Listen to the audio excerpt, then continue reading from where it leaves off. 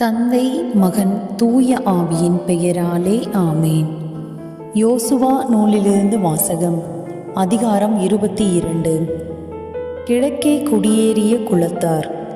யோசுவா ரூபன் குலத்தாரையும் காத்து குலத்தாரையும் மனாசேயின் குலத்தாரையும் அழைத்து அவர்களிடம், நீங்கள் ஆண்டவரின் ஊழியர் மோசே கட்டளையிட்ட அனைத்தையும் கை கொண்டீர்கள். நான் உங்களுக்கு கட்டளையிட்டு கூறிய அனைத்திற்கும் கீழ்ப்படிந்தீர்கள். நீங்கள் இதுவரை பல நாட்களாக உங்கள் சகோதரர்களை கைவிடாமல் உங்கள் கடவுளாகிய ஆண்டவர் கட்டளையிட்டவற்றை கை கொண்டீர்கள். அவர்களுக்கு வாக்களித்தபடி உங்கள் கடவுளாகிய ஆண்டவர் உங்கள் சகோதரர்களுக்கு இப்போது அமைதி காலம் அளித்துள்ளார். இப்பொழுது உங்கள் கூடாரங்களுக்கு யோர்தானுக்கு அப்பால் ஆண்டவரின் ஊழியர் மோசே உங்களுக்கு உடைமையாக கொடுத்த பகுதிக்கு செல்லுங்கள்.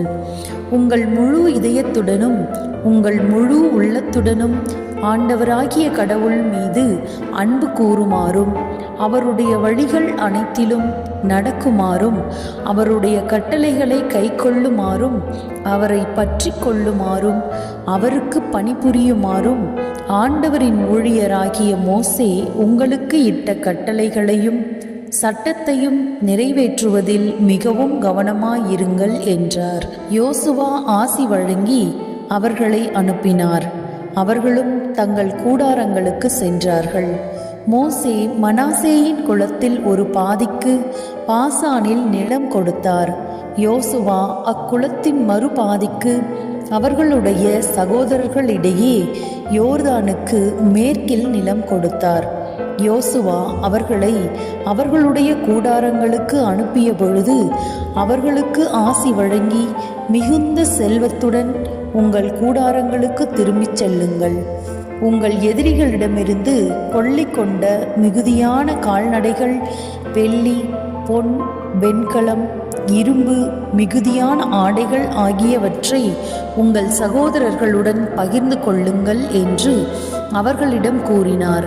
ரூபனின் மக்களும் காத்தின் மக்களும் மனாசேயின் பாதி குலத்தினரும் கானானில் உள்ள சீலோவில் இஸ்ரேல் மக்களிடமிருந்து விடை பெற்று கொண்டு மோசே வழியாக ஆண்டவர் கட்டளையிட்டபடி அவர்கள் பெற்றுக்கொண்ட தம் சொந்த நாடான கிளையாதுக்கு சென்றனர்.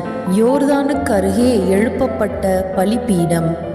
அவர்கள் கானான் நாட்டில் யோர்தானுக்கு அருகே இருந்த கெலிலோத்திற்கு வந்தனர். ரூபனின் மக்களும் காத்தின் மக்களும் மனாசேயின் பாதி குலத்தினரும் யோர்தான் அருகில் மிகப்பெரிய பலிபீடம் ஒன்று எழுப்பினர்.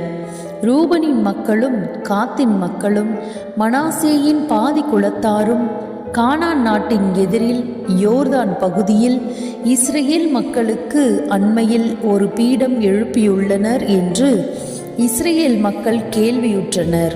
இஸ்ரேல் மக்கள் பேரவை இதை கேள்வியுற்று அவர்களுக்கு எதிராக படையுடன் செல்லும் நோக்கத்துடன் சீலோவில் கூடியது. இஸ்ரேல் மக்கள் குரு எலெயாசரின் மகன் பினகாசை கிளையாது நாட்டில் இருந்த ரூபனின் மக்கள், காத்தின் மக்கள், மனாசேயின் பாதி குலத்தினர் ஆகியவரிடம் அனுப்பினர். அவருடன் இஸ்ரேலின் எல்லா குலங்களிலிருந்தும் குடும்பத்துக்கு ஒரு தலைவராக 10 அனுப்பினர். அவர்கள் ஒவ்வொருவரும் 1000 தலைவர். அவர்கள் கிளையாது நாட்டில் இருந்த ரூபன் மக்களிடமும் காத்து மக்களிடமும் மனாசேயின் பாதி குலத்தினரிடமும் சென்று பின்வருமாறு கூறினர். ஆண்டவரின் மக்கள் கூட்டமைப்பு முழுவதும் இவ்வாறு சொல்கின்றது: இந்நாளில் உங்களுக்கென்று இஸ்ரேல் கடவுளுக்கு எதிராக ஒரு பலிபீடம் எழுப்பியதால் ஆண்டவரை விட்டு விலகிவிட்டீர்கள். ஆண்டவருக்கு எதிராக ஏன் இந்த துரோகம்? பெகோரில் நாம் செய்த பாவம் நமக்கு போதாதா? இந்நாள் வரை நாம் அதற்கு கழுவாய் தேடவில்லை. அதற்குரிய தண்டனை ஆண்டவரின் மக்கள் கூட்டமைப்புக்கு கிடைத்துவிட்டது.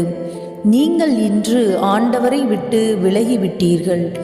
இன்று நீங்கள் ஆண்டவருக்கு எதிராக கலகம் செய்திருக்கிறீர்கள்.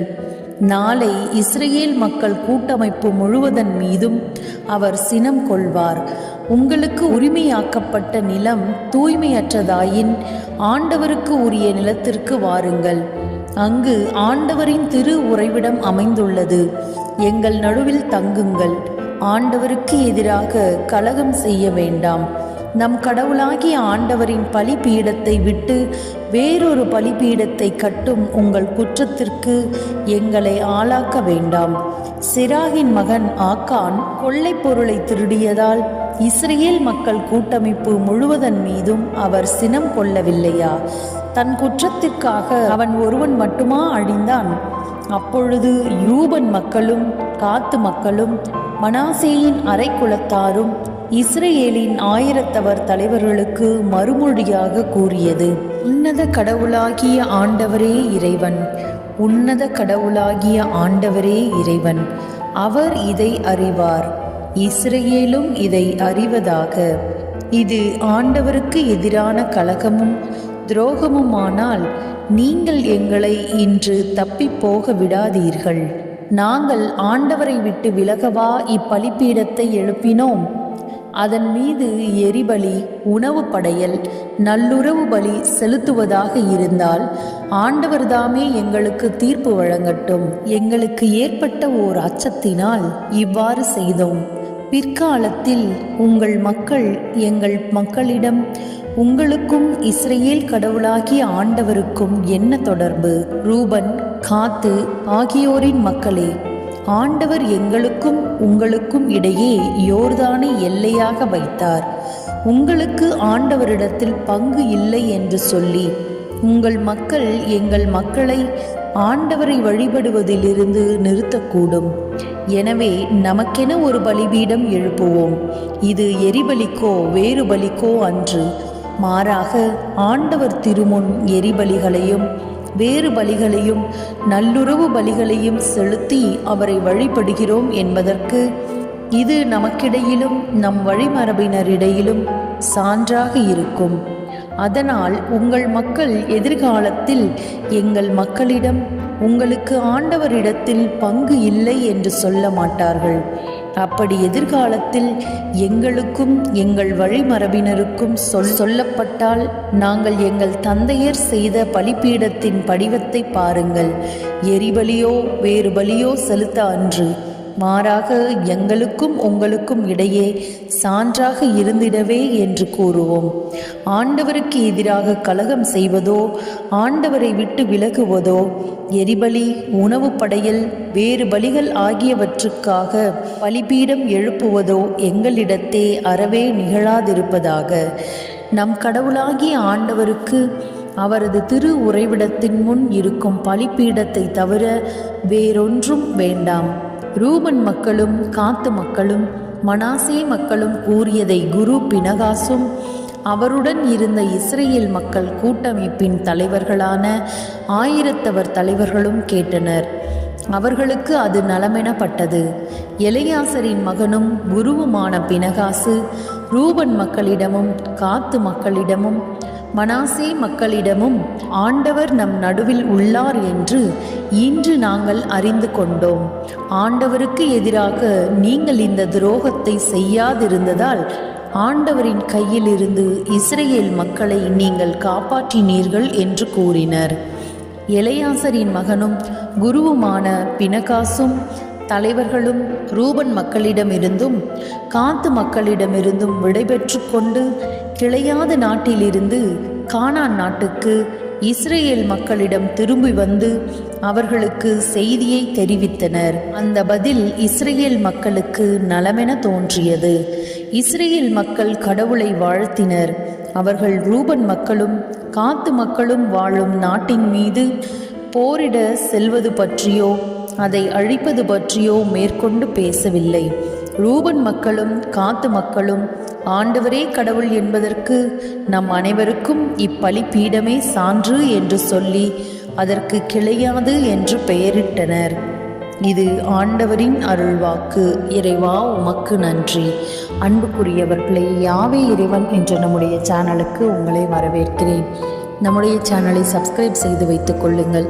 ஆண்டவருடைய வார்த்தைகளை அனுதினமும் வாசியுங்கள். நான் வாசிக்கிற இந்த விவிலிய வாசிப்பு உங்களுக்கு பிடித்திருந்தால் நம்முடைய சேனலில் தொடக்க நூல் முதல் உள்ள அனைத்து அதிகாரங்களையும் கேளுங்கள். விவிலியத்தை தெரிந்து கொள்ளுங்கள். ஆண்டவரை பற்றி அறிந்து கொள்ளுங்கள். ஆண்டவர் இஸ்ரேல் மக்களோடு எவ்வாறு இருந்தார், அவர்களுக்கு எப்படியெல்லாம் உதவி செய்தார், அந்த மக்களை எப்படியெல்லாம் பாதுகாத்தார் என்பதை பற்றி நாம் தெரிந்து கொள்ளாமல் இருப்பது தவறு. நம்முடைய ஆண்டவரை பற்றி தெரிந்து கொண்டு அவருடைய வழிகளை பின்பற்றி வாழ்வதுதான் நம்முடைய வாழ்க்கையின் லட்சியமாக இருக்க வேண்டும். ஏனெனில் இந்த உலக வாழ்க்கை நிரந்தரம் இல்லாதது. விண்ணகமே நம்முடைய அனைவருக்கும் தாய்நாடு. நம்முடைய ஆண்டவரிடத்தில் செல்லும்போது நாம் அவருக்கு உகந்தவர்களாக செல்ல நம்முடைய ஆன்மாவை ஆயத்தம் செய்வோம். ஆண்டவர் உங்களை நீண்ட ஆயுளினாலும் நிறைவான செல்வத்தினாலும் குறைவில்லாத மகிழ்ச்சியினாலும் நிரப்பி ஆசீர்வதித்து வழி நடத்துவாராக. ஆமேன்.